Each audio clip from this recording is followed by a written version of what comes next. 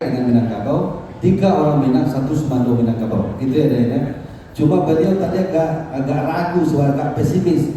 Apakah mungkin ke depan kita akan masih bisa berperan seperti orang-orang senior-senior kita yang dahulu. Selanjutnya kita minta Pak Dr. Iraman Irja dalam konteks kekinian, kira-kira keraguan yang tadi disampaikan oleh Pak Hasil Caniago, mungkin nggak ada formulasi baru dalam konteks kekinian. Silakan Pak Dr. Iraman. Mas, tolong materi beliau itu. Jadi kalau berani 9 menit, aku nggak bisa dulu, agak terlibat. Bismillahirrahmanirrahim. Assalamualaikum warahmatullahi wabarakatuh. Waalaikumsalam. Alhamdulillahirabbil alamin. Asyhadu an la ilaha illallah wa asyhadu anna Muhammadan abduhu wa rasuluh. Allahumma shalli ala Muhammad wa ala alihi wasallam. Yang terhormat senior aku Pak Fasli Jalal, yang bersuara dari lalu di Jakarta. Pak Purnalis kata Pak debu-debu udah mana dulu itu Pak Presiden. Kamu maaf, kamu baru sampai di Padang, mau pada mana acaranya. Jadi mau nggak mau harus hadir kok. Soalnya kok penting sekali. Baik, tolong aku caption aku buat tiga apa saja. 3 caption aja nggak capek ya. Ini judulnya Kader Polisi Minang. Nah, aku ambil ini kok. Dan tadi jadi Pak Asril tadi terlalu luas materinya. Dulu, kini, dan yang akan datang.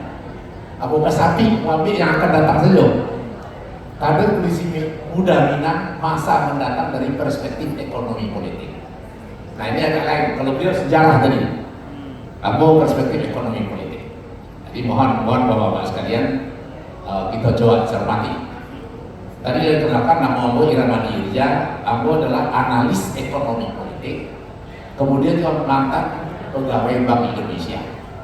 Jadi berambang tapi belajar politik. Nah tapi tak masalah mengikuti Pak Purmali sebenarnya. Kami satu alumni. Oke lanjut deh. Nah, aku sederhana aja disampaikan tapi kolayan nampak ya.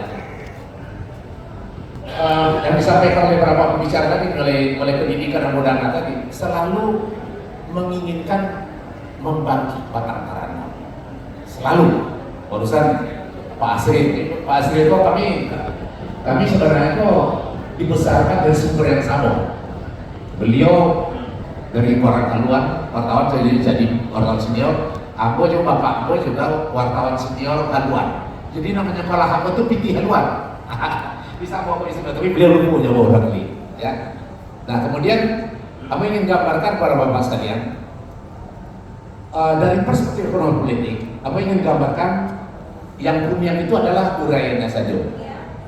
Kemudian yang putih, yang hijau, politisi Minang yang jadi acuan politisi muda Minangkabau, politisi putih istilahnya politik. Jadi itu acuannya nanti kok yang disampaikan oleh berbagai pihak tadi waktu seminar pendidikan tadi juga disinggung. Kemudian yang sebelah itu komparasi saja, politisi hitam, supaya kalian dari Jawa boleh dan hitam situ. Jadi bagaimana membedakannya? Ditolong Bapak dan Ibu sekalian. Uraian pertama filosofis. Nah ini filosofis politisi Minang itu harus ABS, SDK dan akhlak. Harus. Nah nanti aku jelekan kenapa itu penting sekali. Kemudian di politisi hitam itu namanya post truth. Nah nanti kalau ada pertanyaan kita bahas di post truth apa. Nah agak berbeda itu, jauh berbeda sekali. Nah kemudian masuk nomor 2, value-nya, nilainya apa? Yang nomor 2, untuk politisi putih yang akan jadi acuan orang Minang, mengkaderkan politisi Minang, muda Minang, dasar value-nya adalah kebenaran dan kejujuran. Nah ini kebenaran dan kejujuran itu penting. Kemudian yang hitam apa? Transaksional dan kepentingan. Ini Adinda pagi ini paling tahu persis itu. Jadi untuk yang sana terus adalah transaksional dan kepentingan. Kalau itu kebenaran dan kejujuran. Kemudian modal dasar. Apa modal dasar kita orang ini yang dilakukan? Pertama adalah kecerdasan spiritual. Harus dasarnya kecerdasan spiritual. bukan kecerdasan rasional saja. Nah, kemudian apa? Hati nurani harus bekerja dan harus memiliki keyakinan, kekayaan dan ilmiah. Kemudian yang sebelah, kecerdasan rasional, hati nurani kurang berfungsi. Kemudian tidak ilmiah, kurang ilmiah, jangan tidak ilmiah ya. Tapi nanti bisa kita bahas. Kemudian yang keempat, tujuan dan orientasi. Tujuan orientasi untuk politisi putih yang jadi acuan kita orang Minang adalah maslahat, kebaikan semua orang. Kemudian umat, bangsa dan negara untuk kedaulatan rakyat. Jadi untuk umat, bangsa. Nah, kalau di sebelah apa? Kepentingan pribadi, keluarga, kelompok, keuntungan politis, kekuasaan dan materi. Berbeda sekali Bapak dan Ibu sekalian. Ini dari perspektif ekonomi politik. Nanti bisa kita diskusikan lebih dalam. Kemudian yang keempat, tujuan dan orientasi. Nah, yang keempat apa tujuannya? Action, yang kelima ya action.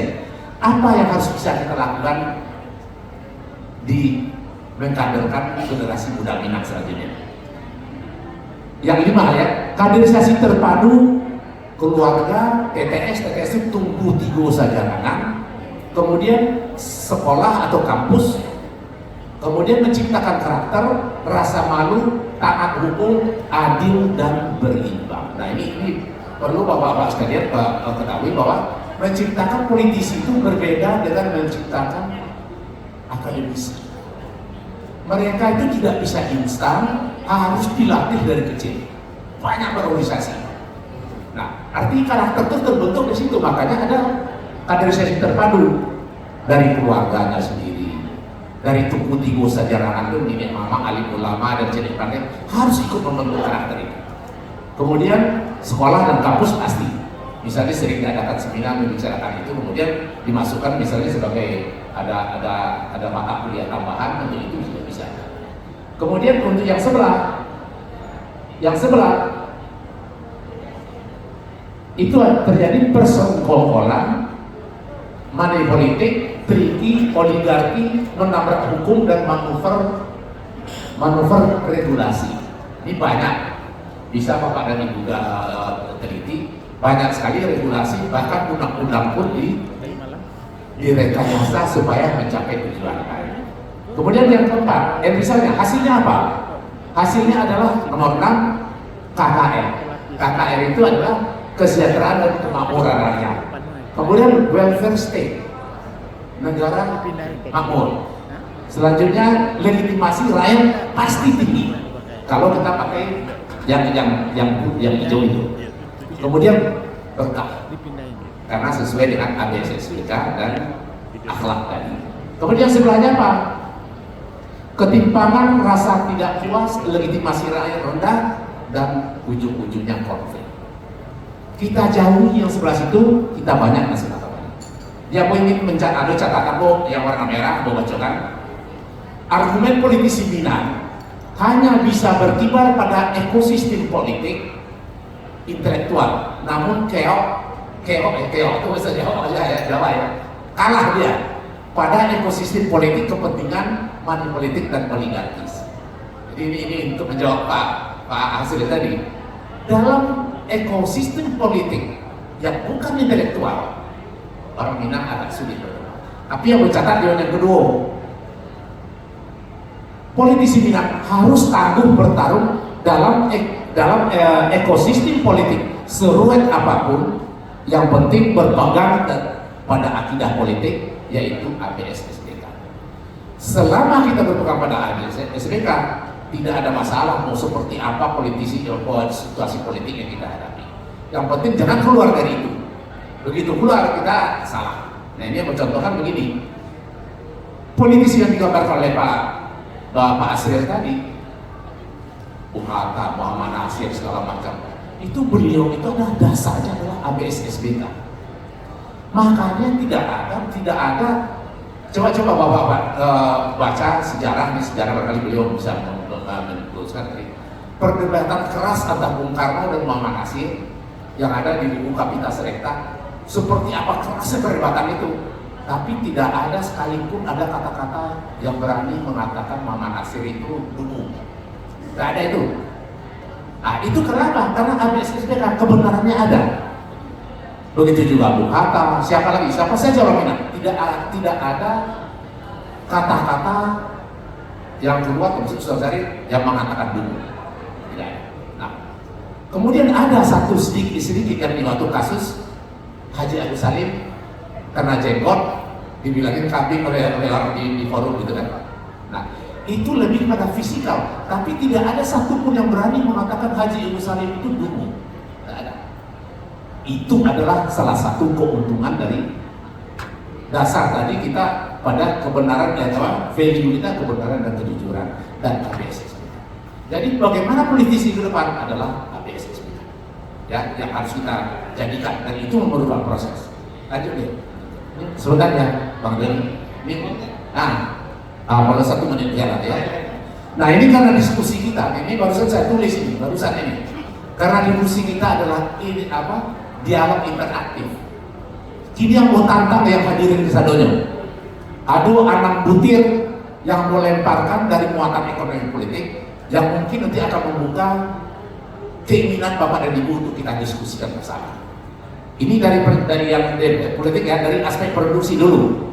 Ini poin 1. Model kekuatan ekonomi bertumbuh pada 99,9% UMKM dengan catatan 98% adalah usaha mikro. Ini perspektif ekonomi politik ya. Nah, yang merah bertulis parameter ekonomi politik lebih fokus pada pemerataan daripada pertumbuhan. Ini nanti silakan diskusikan. Itu poin pertama. Yang kedua, bank pertama milik pribumi yaitu Bank Nasional, berdiri tahun 1930. 1930 berdiri di Bukit Tinggi, Bank Nasional sudah berani memakai kata nasional. Nah, bank ini adalah ikonik perjuangan ekonomi Indonesia dan Sumatera Barat atau Minangkabau yang dilikuidasi pada tahun 1990-an. Bayangkan itu dilikuidasi. Bank yang ikonik bagi orang-orang Indonesia dan bagi juga orang Minang dilikuidasi oleh pemerintah. Nah, merahnya, kenapa orang Minang diam dan pasrah ekonomi sejarah itu dilikuidasi? Tantangan buat Bapak Ibu sekalian. Yang ketiga, tanah ulayat merupakan kekuatan bergaining dalam investasi. Catatan merahnya, tanah ulayat dapat dikemas dalam pos penyertaan sejalan dengan lokal wisdom Minangkabau. Ini yang saya temukan waktu itu ketika aku pernah jadi magang di Minister of Finance di Beijing. Di situ aku mendapat ilham setelah mempelajari bagaimana sistem bagaimana berubahnya dari komunisme menjadi kapitalisme di sini. Ini salah satu yang oleh-oleh yang memperoleh ini pun hasil survei yang kemudian ternyata itu bisa dilaksanakan. Tidak serupa Siko. Siko selalu mengambil hitamkan investasi gagal gara-gara tanah ulayat. Itu salah besar dari perspektif ekonomi politik. Karena apa? Karena dia bisa dimasukkan kepada pos pernyataan. Aku juga akuntan kok, Pak. Lengkap sudah, aku bukan dokter politik, tapi aku juga ekonom, aku juga insinyur. Lengkap sudah nih Pak Basri. Jadi ilmunya gaduh-gaduh. Jadi tidak ada potong setelah ini, tidak ada potong. Nah, kemudian yang sebelah sana, yang aspek distribusi. 1. Kekuatan ekonomi Minangkabau itu terletak pada perdagangan, pada trade.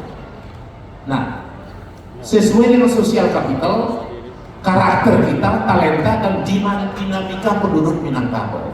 Nah, sekarang yang merah. Adakah program serius Pemda tunggu saja kan? Bondo-bondo akademisi mengembangkan bidang perdagangan secara serius. Contoh Arab Saudi, Singapura.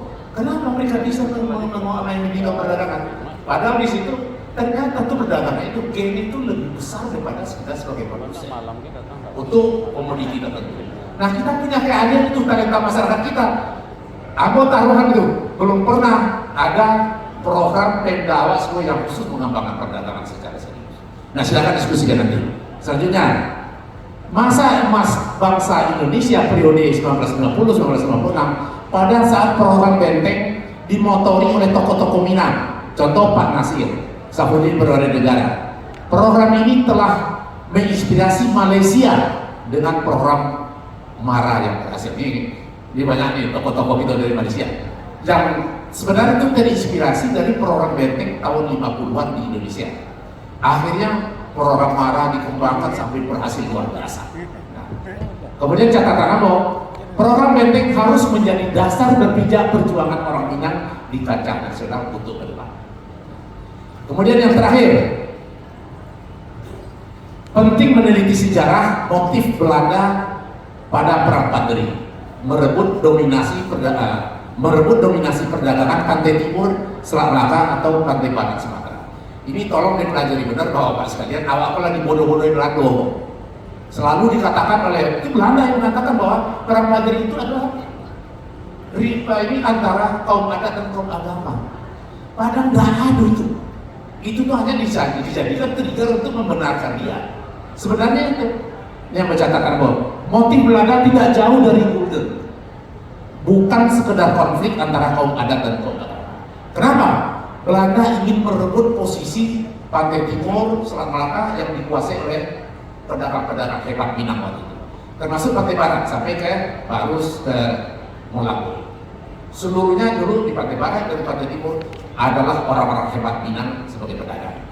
Nah itu tidak bisa jebol oleh Belanda kalau tidak diadu dulu, dilumpuhkan dulu kekuatan grassrootsnya di Minangkabau. Itulah sebenarnya sumber terjadinya Perang Padri. Aku dapat bahan itu Bapak sekalian, aku diskusi dengan beberapa akademisi dari Australia.